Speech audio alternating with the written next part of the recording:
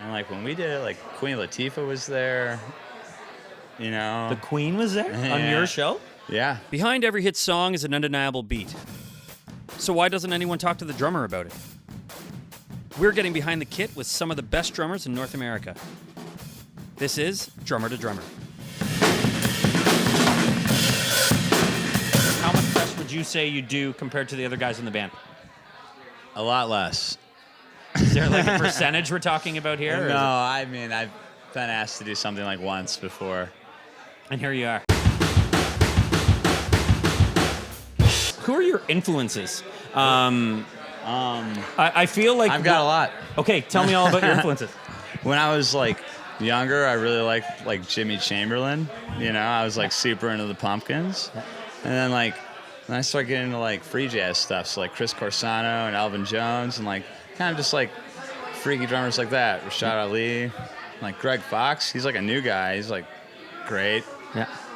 Eli Kessler. Have you ever heard of him? Who? Eli Kessler. No. Check him out. He's one of the craziest drummers I've ever. It's interesting. All your influences don't necessarily play as broken down of a kit. I'm getting nerdy. I'm getting technical. Gah. But you play a really stripped down kit. Yeah, but I'm just playing like pop songs, Right. so I don't need to carry all that stuff around.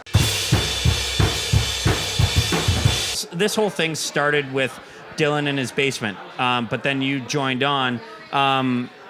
How did the songwriting process evolve once you joined a band that kind of was a solo project and then built up into what it is now? The early ones, like he played drums on, Yeah. so and we don't really play alike, so we just kind of like, well, that's just how the drums go now, or like what, you know, like. And then when we started actually writing together, that was just like he'd have all these songs, and I would just play drums over and over to it, and you know, and that's kind of like starting out like Attack on Memory. I always find it interesting to talk to someone who's played on network television before.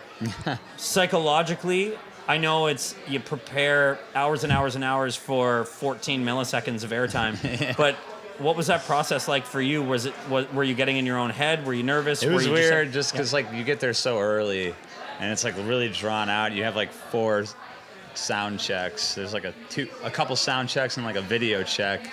All these checks. And then you just sit in a room for like hours and wait to go out there. And like when we did it, like Queen Latifah was there, you know. The Queen was there on Yeah. your show? Yeah. And yeah, it's just a little weird. But it was fine. I actually just went for a walk. Just left the building. And then I came back and I was like, all right. You were centered. You were ready to go.